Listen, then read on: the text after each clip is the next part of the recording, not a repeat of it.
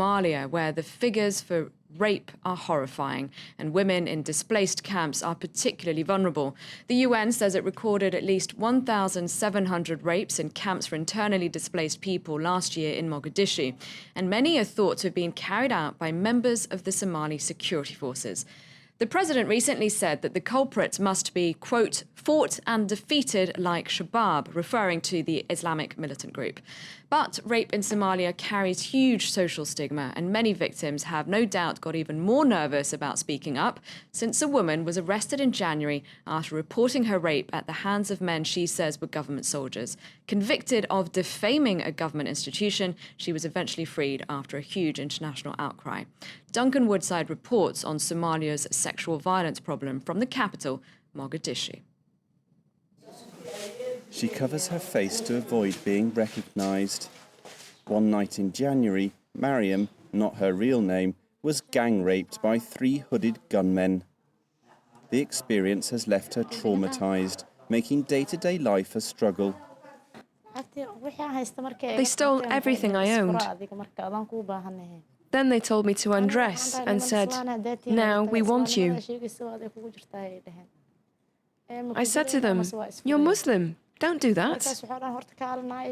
Then they said, "Undress or we will kill you." And they hit me with their rifle. Then they raped me and they left.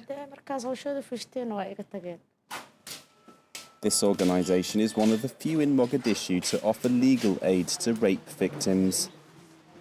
HALIMA, a lawyer, is helping MARIAM to put together a case against the perpetrators. It's a risky profession. In April, 2 of HALIMA's colleagues were killed in a suicide attack against Mogadishu's main court buildings. I'm proud to defend the rights of women, of my sisters. I'm proud of my work. A new government, in power since September, has promised to punish those responsible for rape. We are against the violence against the women, and we are doing our best to stop that brutal criminal act against women. We have reformed our laws, and really we are on the way of making some progress. But this woman was sent to jail for daring to say she'd been raped by government soldiers. They accused me of lying and said that I was trying to create problems for people. So they arrested me.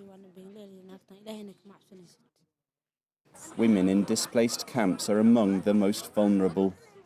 A lack of shelter, alongside poor enforcement of the rule of law, means that militias and rogue government soldiers can act with impunity.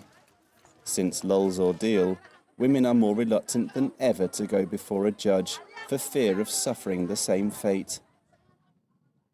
And Duncan WOODSIDE joins me now from Nairobi. Hello, Duncan. Now, in your report, the Prime Minister says that progress is being made. What exactly is the government doing to improve matters? That's right, yes. He's saying that progress is being made and that the government is cracking down on the perpetrators and also launching an information campaign. For example, he pointed to radio broadcasts warning against the consequences of rape.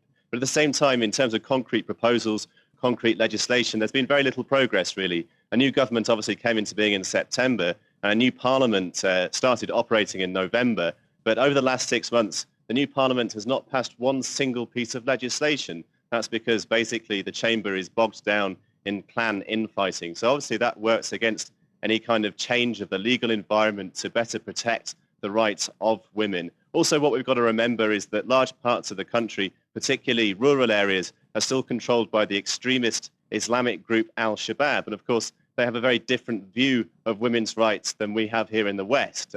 They are obviously following very strict Sharia law. So in those sorts of areas, it's very, very difficult for women to assert their rights and to speak up in a context where they're being offended against. Duncan WOODSIDE, thank you very much indeed. That's it for Focus. Time now for sports, including a dream semi-final.